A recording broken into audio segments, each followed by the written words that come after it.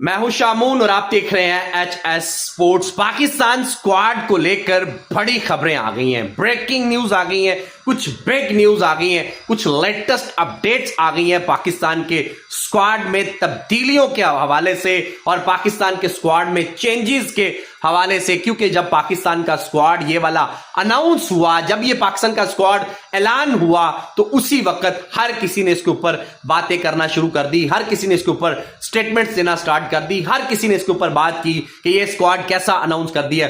देखिए, cricket expert तो एक तरफ, यहां पर जो पाकिस्तान क्रिकेट फैंस हैं उन्होंने भी उंगलियां उठाई, उन्होंने कहा कि भाई ये नाम टीम में कैसे आ सकता है, इस नाम को टीम में जगह कैसे मिल सकती है, ये वाला बंदा टीम में कैसे आ सकता है, क्योंकि आप आईसीसी चैंपियन ट्रॉफी 2025 29 साल के बाद होस्ट करने जा रहे हो और आपका ये स्क्वाड पुअर, पैथेटिक और किसी ना काम का स्क्वाड है, ऐसा पाकिस्तानी फैंस का कहना था। लेकिन पाकिस्तान ने triangle series, tri nation cup खेला और जब Pakistan back to back 2 matches New Zealand से हारा और फिर पाकिस्तान फाइनल में ट्रायंगल सीरीज के ट्राई नेशन कप के फाइनल में पाकिस्तान जब न्यूजीलैंड से हारा, तो फिर तो भाई सीधी सीधी उंगलियां उठना शुरू हो गई और उसके अंदर फिर पाकिस्तान के कुछ बड़े नामों की परफॉर्मेंस जब आई तो फिर पाकिस्तानी खिलाड़ियों के ऊपर सीधी सीधी स्ट्रेट फॉरवर्ड जो है वो उंगलियां उठना शुरू हो गई। और होनी भी चाहिए, क्योंकि आप इस स्क्वाड के साथ इतनी घटिया और इतनी पैथेटिक परफॉर्मेंस अगर आप देंगे तो फिर आपके ऊपर सवालिया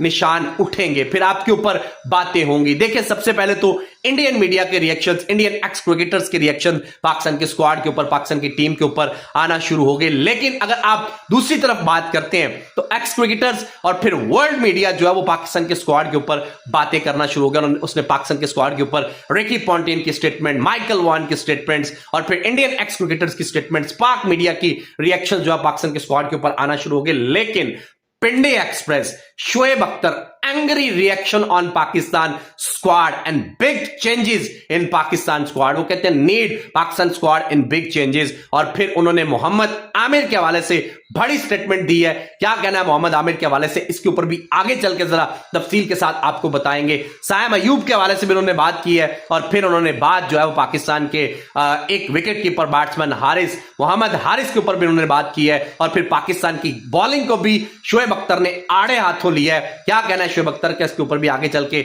बात करेंगे। रमीज राजा की स्टेटमेंट और फिर वसीम अकरम ने भी पाकिस्तान की गेंदबाजी के ऊपर अपनी जबरदस्त किस्म की स्टेटमेंट दी है, क्योंकि पाकिस्तान की बॉलिंग लाइनअप जो है उसने बहुत ज्यादा डिसअपॉइंट किया और इस तरह से जब अगर पाकिस्तान की बॉलिंग रहेगी तो फिर पाकिस्तान की टीम का अल्लाह ही हाफिज है। क्या कहना है वसीम अकरम का, इसके ऊपर भी आगे चल के बात करेंगे। और क्या आपको लगता है कि पाकिस्तान इस स्क्वाड के साथ, इस टीम के साथ चैंपियन ट्रॉफी 2025 का विजेता हो सकता है, आईसीसी चैंपियन ट्रॉफी का पाकिस्तान जो है वो विजेता हो?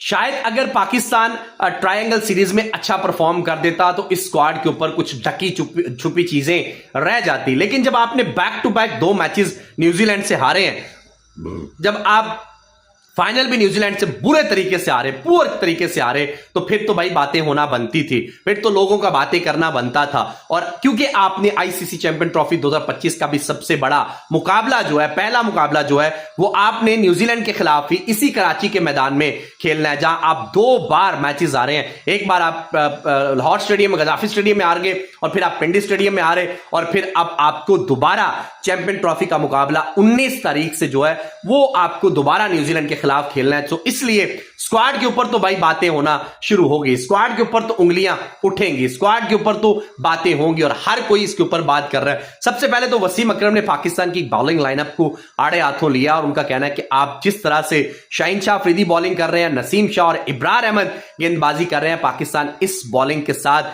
चैंपियन ट्रॉफी 2025 में इंडिया जैसी टीम को, बड़ी टीम को, जिसके अंदर उनका कहना है कि विराट कोहली, रोहित शर्मा, यशस्वी जायसवाल, शुभमन गिल, केएल राहुल जैसे जबरदस्त किस्म के बल्लेबाज मौजूद है, पाकिस्तान इस बॉलिंग लाइनअप के साथ इंडिया जैसी बड़ी टीम को तो बिल्कुल भी नहीं हरा सकता, ऐसा वसीम अकरम का कहना है। मैं वैसे बाय द वे एग्री करता हूं वसीम अकरम के साथ कि उन्होंने स्टेटमेंट जो दी है उसमें बहुत हद तक सदाकत है। बिल्कुल ऐसा ही है कि पाकिस्तान इस बॉलिंग लाइनअप के साथ इस तरह की क्रिकेट खेल के पाकिस्तान जो है वो इस इंडिया जैसी टीम को और फिर बड़ी न्यूजीलैंड जैसी टीमें और फिर बांग्लादेश जैसी टीमों को हरा नहीं सकता, ये जो पाकिस्तान की राइट नाउ बॉलिंग है। लेकिन अगर आप रमीज राजा की बात करें तो रमीज राजा ने पाकिस्तान की बैटिंग लाइनअप को, बाबर आजम को भी आड़े हाथों लिया है, रिजवान को भी आड़े हाथों लिया है। पाकिस्तान की बैटिंग लाइनअप को जो है वो आड़े हाथों लिया है रमीज राजा ने। वो कहते हैं कि पाकिस्तान की बैटिंग लाइनअप ज्यादा लड़खड़ा जाती है और बहुत टाइम लड़खड़ा जाती है। वो कहते हैं कि अगर एक मैच में पाकिस्तान अच्छा परफॉर्म करता है तो आने वाले 3 मैचों के अंदर पाकिस्तान की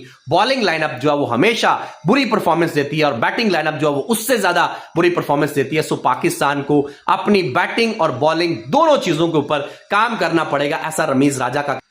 वो कहते हैं कि अब पाकिस्तान को इनके ऊपर इसमें कंसिस्टेंसी लानी पड़ेगी, बैटिंग में भी और बॉलिंग में भी अपनी परफॉर्मेंस को जो है वो बेहतर करना पड़ेगा, तभी पाकिस्तान की टीम जो है वो किसी अच्छी टीम के साथ भिड़ने के काबिल होगी। ये नहीं कि एक मैच में आपने कमाल कर दिया और अगले मैच में कमाल से भी कमाल कर दिया, मतलब एक मैच में अच्छा कर दिया और अगले मैच में इंतहा का बुरा कर दिया कि पिछले के ऊपर भी पानी फेर दिया। सो रमीज राजा कहते हैं कि पाकिस्तान को अपनी क्रिकेट के अंदर जो है वो तसलसल लाना पड़ेगा, एक जो है वो मेच्योरिटी लानी पड़ेगी। और मेरा ख्याल है कि बहुत जबरदस्त बात रमीज राजा ने की। आप लोग इससे इत्तेफाक करते हैं नहीं, कमेंट सेक्शन में जरूर बताइएगा। तो शुएब अख्तर कहते हैं कि भाई मुझे एक चीज बता दो कि खुशदिल शाह जो है उसको आपने किस बेस पर स्क्वाड में रखा है। तो ये सवाल तो सारी अवाम ही पूछ रही है, हर बंदा ही ये सवाल कर रहा है कि खुशदिल शाह को आपने स्क्वाड में किस बेस पर रखा है। कोई एक ऐसा उनका मैच, कोई एक ऐसी परफॉर्मेंस पिछले 2 सालों में दिखा दें, 3 सालों में दिखा दें जिस बेस पे आपने खुशदिल शाह को